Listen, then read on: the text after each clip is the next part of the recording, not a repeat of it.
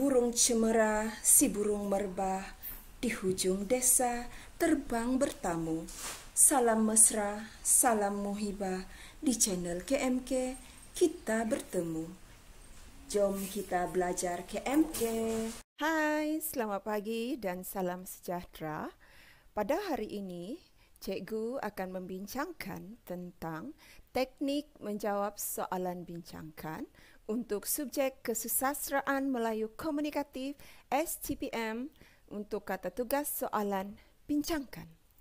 Baiklah, anak-anak murid, kita semua sedia maklum bahawa soalan bincangkan merupakan antara soalan yang paling popular dalam kalangan pelajar tingkatan 6, khususnya ketika peperiksaan, sama ada itu peperiksaan semester 1, semester 2 maupun semester 3. Masalah yang dihadapi oleh pelajar dalam menjawab soalan ini ialah kebanyakan pelajar tidak tahu cara menjawab. Lalu, pelajar gagal mengemukakan huraian pro dan huraian kontra fakta yang mana merupakan intipati utama dalam jawapan bagi soalan yang kata tugas bincangkan. Hal ini menyebabkan pelajar akhirnya memperoleh markah yang rendah dan seterusnya berisiko untuk gagal dalam peperiksaan. Baiklah, anak-anak murid sekalian, bagaimana caranya untuk kita mengatasi masalah-masalah tersebut? Bagaimana caranya untuk membantu kamu dapat menjawab soalan bincangkan dengan mudah dan lebih terarah? Dan bagaimana caranya untuk anak-anak murid sekalian dapat menjawab soalan bincangkan tanpa sebarang masalah dan akhirnya memperoleh markah yang maksimum, yang baik dan akhirnya lulus dalam peperiksaan. Mudah saja anak-anak murid. Setiap masalah pasti ada jalan penyelesaiannya. Bagi mengatasi masalah pelajar dalam menjawab soalan bincangkan, cikgu akan dedahkan bahan inovasi cikgu yang telah cikgu hasilkan untuk teknik menjawab soalan bincangkan ini yang cikgu panggil sebagai bahan inovasi Tekmen Sprokon. Apa itu Tekmen Sprokon? Tekmen Sprokon sebenarnya ialah teknik menjawab soalan pro kontra. Okey, teknik menjawab soalan pro kontra bererti teknik menjawab soalan yang memerlukan huraian pro dan huraian kontra. Bahan inovasi ini sebenarnya sangat mudah yang mana cikgu persembahkan dalam bentuk kad imbas dan kad jawapan. Dan bahan ini telah cikgu bawa ke pertandingan peringkat negeri, peringkat kebangsaan dan peringkat antarabangsa dan memperoleh pengiktirafan daripada ketiga-tiga peringkat ini. Peringkat negeri, bahan ini telah memenangi anugerah Naib Johan Guru Inovasi peringkat negeri tahun 2020. Di peringkat kebangsaan pula telah memenangi anugerah kertas kerja terbaik kolokium pendidikan tingkatan 6 STPM pada tahun 2019 dan baru-baru ini pada tahun 2020 telah memenangi pingat perak dalam pertandingan inovasi peringkat kebangsaan anjuran IMU. Baiklah murid-murid, bagaimana caranya untuk kita menggunakan bahan inovasi ini? Bahan inovasi ini terdiri daripada dua unsur, iaitu standard pembelajaran dan standard prestasi. Dan setiap standard pembelajaran ini ditandai dengan kata kunci tertentu untuk memudahkan pelajar memahami tentang bagaimana menerapkan cara menjawab soalan bincangkan dalam setiap perenggan isi. Maknanya, bahan cikgu ini akan memfokuskan kepada perenggan isi. Baiklah, kalau pelajar menjawab soalan bincangkan, ingat sahaja perlu ada 5 unsur. 5 unsur ya. Apa 5 unsur itu? Okey, dalam standard pembelajaran, 5 unsur itu ialah fakta, huraian pro fakta, huraian kontra fakta, contoh dan juga kesimpulan. Okey, dan setiap unsur ini, standard pembelajaran ini, seperti yang cikgu katakan tadi, dia mempunyai kata kunci yang tertentu untuk dipersembahkan di dalam standard prestasi, iaitu ayat jawapan. Okey, dalam standard pembelajaran, katakanlah fakta kita adalah bergantung kepada kehendak soalan, skop soalan. Apa yang soalan minta? Katakan soalan mengkehendaki pelajar mengemukakan nilai-nilai murni yang terdapat dalam karya Hikayat Pelanduk Jenaka. Maka faktanya haruslah ditandai dengan kata kunci nilai. Sebab soalan minta tentang nilai-nilai murni. Okey, unsur yang kedua dalam standard pembelajaran untuk kata tugas soalan bincangkan ialah huraian pro. Huraian pro merupakan kepentingan fakta untuk diamalkan. Apa pentingnya kita mengamalkan fakta? Oleh sebab huraian pro ini ialah tentang kepentingan fakta, maka kata tugas ataupun kata kunci yang akan digunakan ialah penting agar.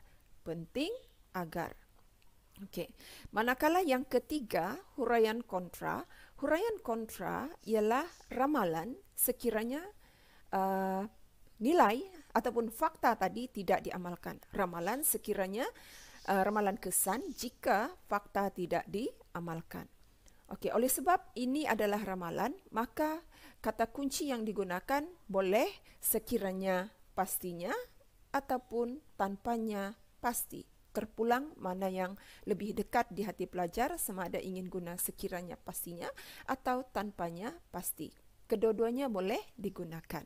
Sebenarnya huraian pro dan huraian kontra ini adalah satu konsep kemahiran berfikir aras tinggi, kebat, di mana pelajar di tingkatan 6 seharusnya dapat mengaplikasikan kemahiran berfikir aras tinggi.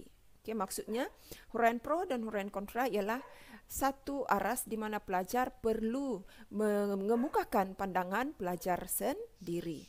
Baiklah, kemudian unsur yang ketiga ialah contoh. Contoh ini dia adalah bergantung kepada peristiwa yang berlaku dalam karya yang disoal. Oleh itu, kata kunci yang digunakan ialah contohnya watak. Dan kaitkanlah dengan peristiwa yang berlaku di dalam karya yang disoal. Dan unsur yang kelima iaitu kesimpulan kecil. Kesimpulan kecil ini merujuk kepada penegasan idea.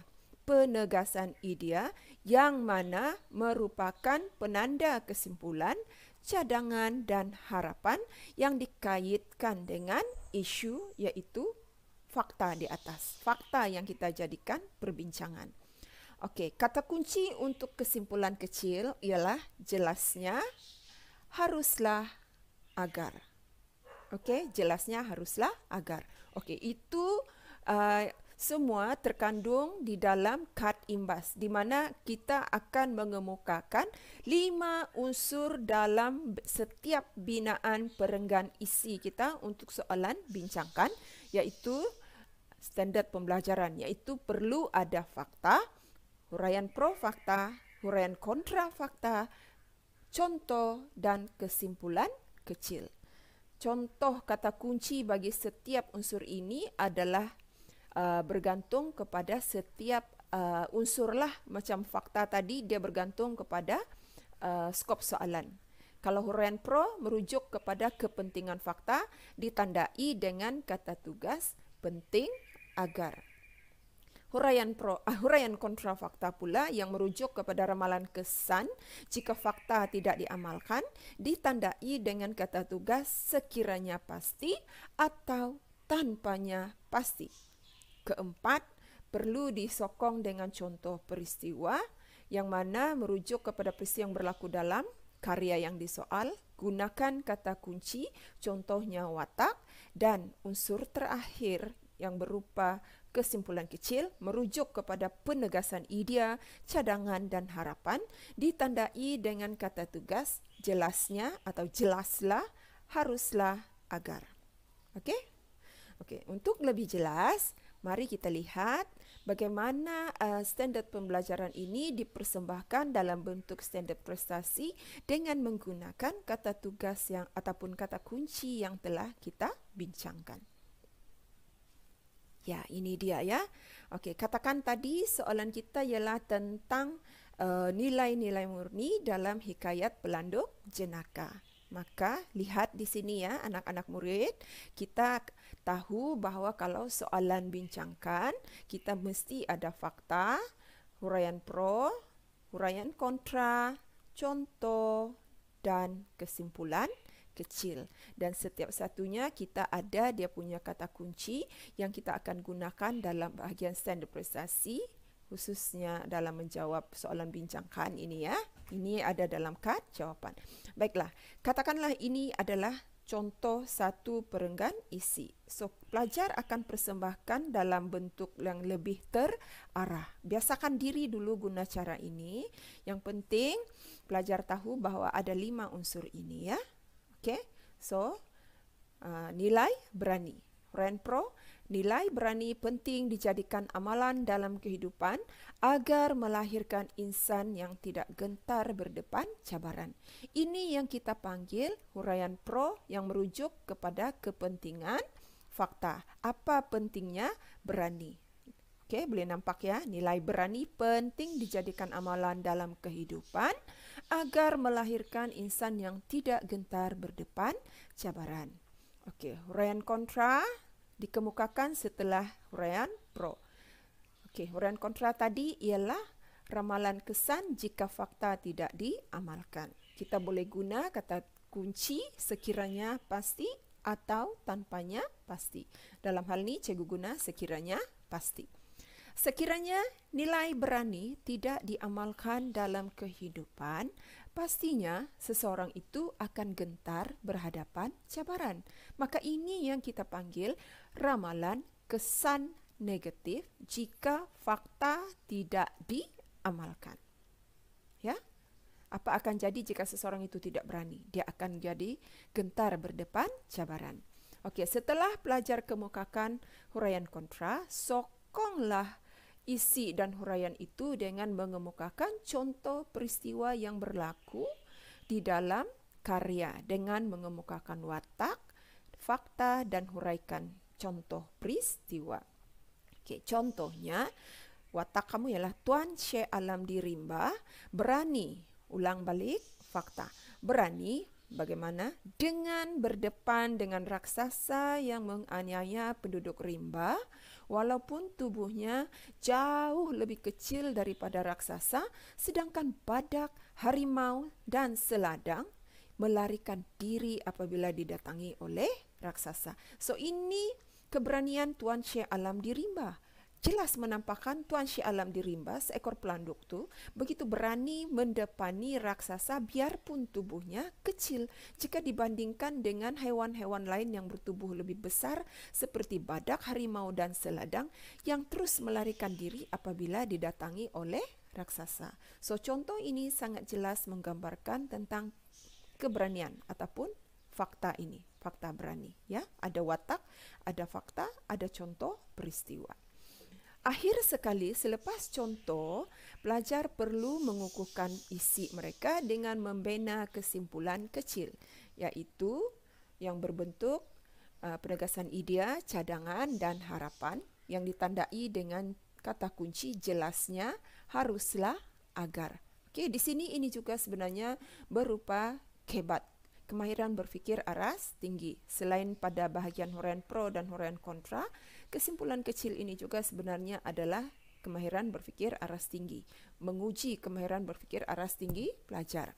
Maka kita bolehlah tulis di sini, jelaslah sikap berani haruslah diamalkan oleh setiap insan agar mengatasi permasalahan hidup demi hidup yang lebih harmoni.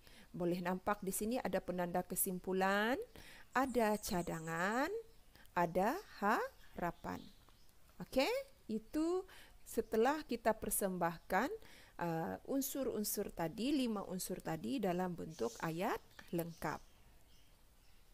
Okey, so apa yang paling penting kepada para pelajar untuk diingat dan disimpan baik-baik di dalam hati bahawa sekiranya soalan bincangkan, inilah binaan bagi setiap perenggan isi. 5 perkara ini perlu ada dalam binaan isi. Fakta, huraian pro, huraian kontra, contoh dan kesimpulan kecil. Okey, boleh ya? Okey. Seterusnya mari kita lihat contoh soalan. Contoh soalan. Okey. Cikgu akan bincangkan 2 contoh soalannya. Satu soalan berbentuk puisi, satu lagi soalan berbentuk prosa. Sebab ada sedikit perbezaan dalam bahagian contoh untuk kedua-dua soalan.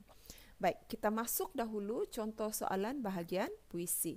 Okey, soalannya, berdasarkan sajak kris itu masih di tanganmu, bincangkan 5 mesej sajak. 5 mesej sajak 25 markah. Okey, soalan ini soalan tunggal, 25 markah. Apabila soalan tunggal, maka pelajar perlu membina jawapan yang berformat, iaitu mesti ada pengenalan, ada isi dan ada penutup. Walau bagaimanapun, apa yang cikgu akan bincangkan di sini ialah bahagian isi. Okey, bahagian isi. Okey, kalau soalan itu soalan tunggal 25 markah, bahagian isi ini pelajar harus beri 5 isi. Setiap isi 4 markah. Maka dapatlah 5 kali 4 20 markah. Bagi murid-murid, cikgu ulang. Sekarang apa yang cikgu bincangkan hanyalah perenggan isi. Pengenalan dan penutup ni cikgu tidak bincang sebab kita memfokuskan teknik menjawab soalan yang kata tugas bincangkan. Jadi perincian jawapan adalah pada bahagian isi. So pada video-video pembelajaran cikgu yang berikutnya, cikgu bolehlah bincangkan tentang cara menjawab soalan tunggal atau soalan pecahan. Cuma pada hari ini kita akan fokus kepada soalan bincangkan, iaitu dalam perenggan isi ini ya. Baik. Kita lihat balik soalan. Berdasarkan sajak kris itu masih di tanganmu, bincangkan 5 mesej sajak. So, soalan minta mesej. Okey, berapa isi? 5. So, jelas 5 ya. Kemudian, apa karya? Kris itu masih di tanganmu. Apa soalan? Bincangkan. Okey, jom kita jalan terus.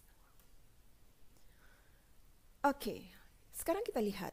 Tadi cikgu sudah beritahu bahawa di dalam soalan bincangkan perlu ada 5 unsur.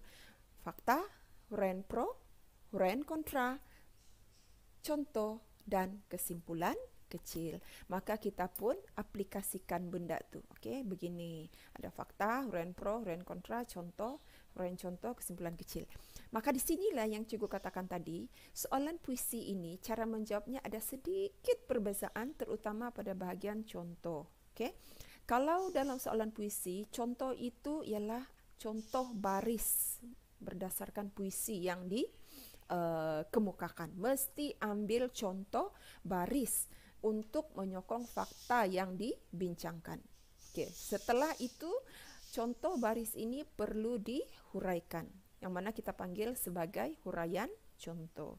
Okey? Jangan keliru ya. Kita kalau menjawab soalan puisi, ini sahaja yang penting.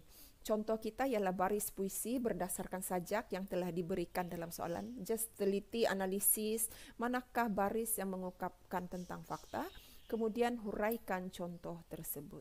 Okey, boleh difahami ya? Okey, kita mula dari atas, iaitu bahagian fakta.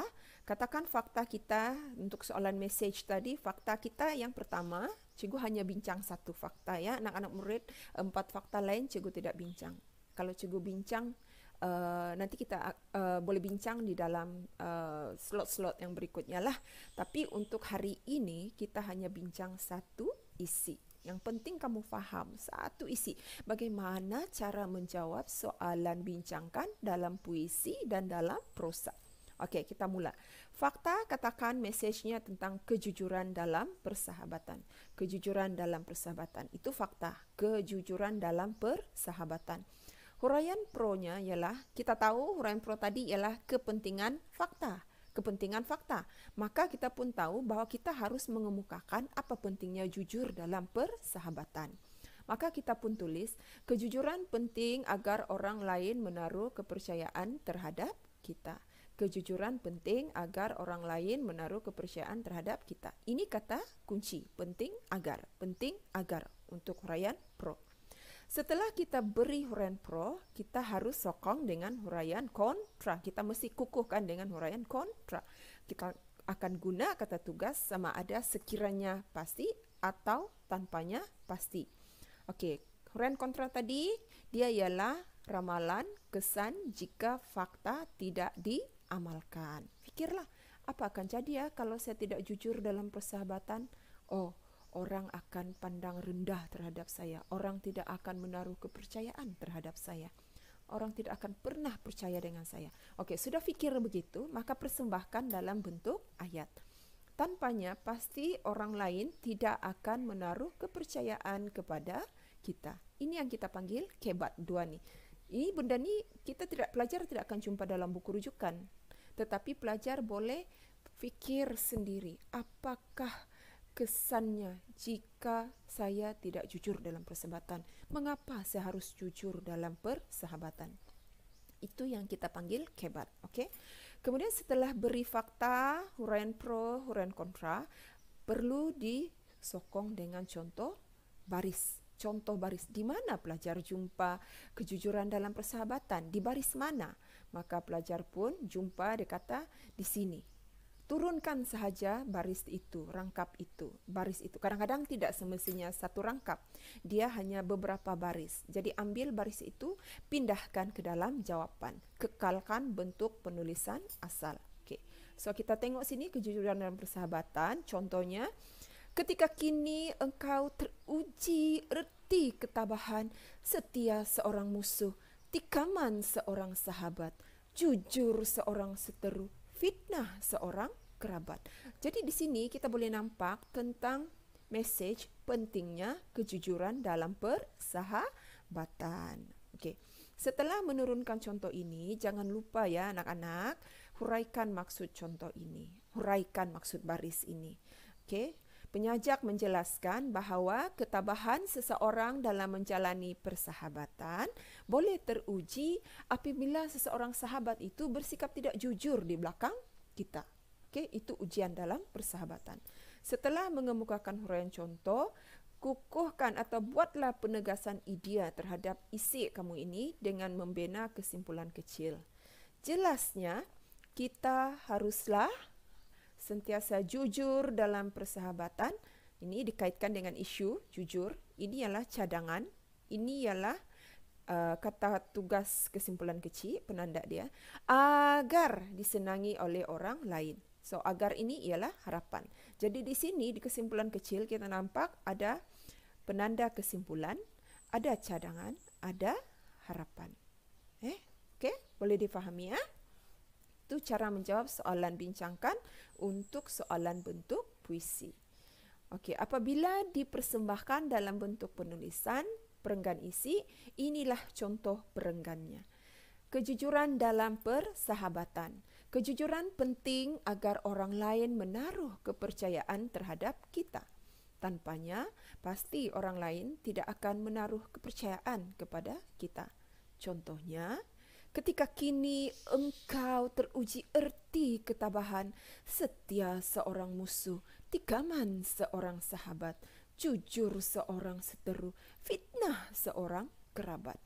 Penyajak menjelaskan bahawa ketabahan seseorang dalam menjalani persahabatan boleh teruji apabila seseorang sahabat yang bersikap tidak jujur di belakang kita. Jelasnya, kita haruslah sentiasa jujur dalam persahabatan agar disenangi oleh orang lain. Nah, anak-anak, demikian tadi ya, cara menjawab soalan yang kata tugasnya bincangkan sekiranya soalan itu berbentuk puisi. Fakta, huraian pro, huraian kontra sama ya, macam biasa sama. Yang membezakannya dengan soalan bentuk prosa nanti ialah kalau prosa kamu tidak perlu turunkan baris berdasarkan karya. Tapi kalau untuk puisi kamu mesti turunkan contoh baris sebagai pembuktian. Kemudian huraikan contoh baris, huraikan contoh itu dan perkukuhkanlah dengan kesimpulan kecil. Cikgu harap ini jelas kepada anak-anak murid ya. Baik, sekarang kita lihat pula bagaimana caranya untuk menjawab soalan bincangkan sekiranya soalan itu berbentuk prosa. Okey, ini contoh soalan sebenar STPM Penggal 1 untuk tahun 2014 dan ulangan 1 2013. Soalan drama pada bahagian C, soalan 6. Bincangkan perjuangan yang dilakukan oleh Anas Samanda dalam drama Asia Samia yang termuat dalam Permata Sastra Melayu. Bincangkan perjuangan yang dilakukan oleh Anas Samanda dalam drama Asia Samia yang termuat dalam Permata Sastra Melayu. 25 markah. Sama juga ya anak-anak, ini soalan tunggal. Okey, kita akan kemukakan jawapan, mesti ada perenggan pengenalan, perenggan isi dan juga perenggan penutup. Di perenggan isi itu, pelajar perlu beri 5 isi yang dihuraikan, diberi contoh dan diperkukuhkan dengan kesimpulan kecil. Okey. Ini antara 5 bentuk penentangan ataupun 5 isi yang boleh pelajar gunakan di dalam jawapan. Isi 1, menentang penganiayaan Misa Sagaraga. Isi 2, menentang ketidakadilan. Isi 3, memerangi salah guna kuasa. Isi 4, menentang pengaruh wang. Dan isi 5, menentang usaha membina kondominium. Kelima-lima isi ini pelajar boleh gunakan di dalam jawapan. Baik, walaupun cikgu kemukakan 5 isi di sini, seperti tadi, bahagian soalan puisi, cikgu hanya akan bincang macam mana menjawab untuk satu isi sahaja ya. Selebihnya pelajar boleh cuba latih diri masing-masing untuk jawab menggunakan kaedah yang telah cikgu dedahkan. Okey, sekarang kita tengok. Okey. Katakan kita ambil fakta 1, perjuangan menentang penganiayaan Misa Sagaraga. Itu ialah fakta kita. Dan kita tahu selepas fakta, kita perlu susuli dengan huraian pro, huraian kontra, contoh dan kesimpulan kecil. So, huraian pro yang berbentuk kepentingan fakta, ayatnya, menentang sebarang bentuk penganiayaan penting agar seseorang itu dapat mempertahankan hak dan tidak dianggap pengecut. Di huraian kontra, tanpanya pasti hak seseorang individu akan terus ditindas dan dia dianggap pengecut. Ini ialah ramalan kesan jika fakta tidak diamalkan. Okey, pada bahagian contoh, kemukakan watak, Anas Samanda. Kenapa kita ambil Anas Samanda? Sebab soalan memang sudah minta tentang Anas Samanda. Anas Samanda, ulang balik fakta ya, menentang penganiayaan ni. Nampaknya, ulang, ambil balik. Anas Samanda menentang penganiayaan yang dilakukan oleh Misa Sagaraga terhadap keluarganya yang ingin menghalau ayah Anas Samanda dari rumah dan tanah yang telah mereka diami selama lebih daripada 50 tahun. Kesannya, perjuangan Anas Samanda untuk mempertahankan hak maruah keluarganya ini menyebabkan dia dianggap pengkhianat dan diburu oleh orang-orang Misa Sagaraga. Itu ayat contoh. Kemudian ayat kesimpulan kecil yang merupakan penegasan idea, jelasnya penganiayaan yang dilakukan oleh mana-mana pihak haruslah ditentang agar dapat mempertahankan hak dan maruah diri keluarga. So, itu dia punya kesimpulan kecil. Ini ialah satu perenggan isi ya anak-anak. Jadi apabila dipersembahkan di dalam jawapan lengkap ayatnya satu untuk satu perenggan isi akan jadi seperti ini. Perjuangan menentang penganiayaan misa, saga, raga. Perjuangan menentang sebarang bentuk penganiayaan penting agar seseorang itu dapat mempertahankan hak dan tidak dianggap pengecut. Tanpanya, pasti hak seseorang individu itu akan terus ditindas dan dianggap pengecut. Contohnya, Anas Samanda menentang penganiayaan yang telah dilakukan oleh Misa Sagaraga terhadap keluarganya yang ingin menghalau ayah Anas Samanda dari rumah dan tanah yang telah didiaminya selama lebih daripada 50 tahun. 50 tahun. Kesannya, perjuangan Anas Samanda untuk mempertahankan hak dan makruah diri keluarganya ini menyebabkan dia dianggap pengkhianat dan diburu oleh orang-orang Misa Saga Raga. Jelasnya, penganiayaan yang dilakukan oleh mana-mana pihak haruslah ditentang agar dapat mempertahankan hak dan maruah diri keluarga. Okey, ini adalah contoh jawapan lengkap untuk soalan berbentuk prosa. Kalau kita tengok anak-anak, cara mempersembahkan fakta, huraian pro dan huraian kontranya masih sama seperti cara bentuk puisi. Cuma yang berbeza pada bahagian contoh. Lihat di sini, kalau bahagian prosa, contohnya terus dihuraikan. Dia terus kemukakan huraian contoh, ya. Tidak ada calon tidak perlu ambil baris-baris ayat daripada drama untuk dijadikan contoh. Tidak perlu. Yang perlu beri baris itu hanya untuk soalan puisi. Soalan puisi. Sama ada itu ialah pantun, syair, gurindam, seloka, talibun, teromba, mantera,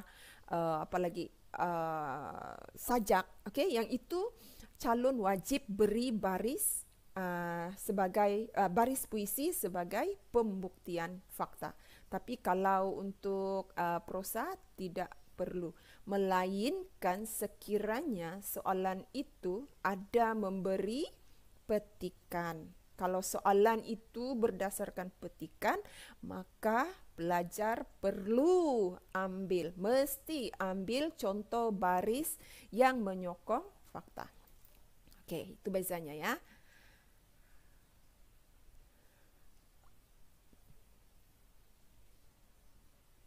Baiklah, anak-anak murid sekalian, cikgu telah bincangkan dua bentuk soalan. Soalan puisi dan juga soalan prosa. Bagaimana cara menjawab soalan bincangkan sekiranya soalan itu berdasarkan puisi ataupun sekiranya soalan itu berdasarkan prosa. Maka sekarang apa yang cikgu ingin beri ialah latihan pengukuhan. Okey.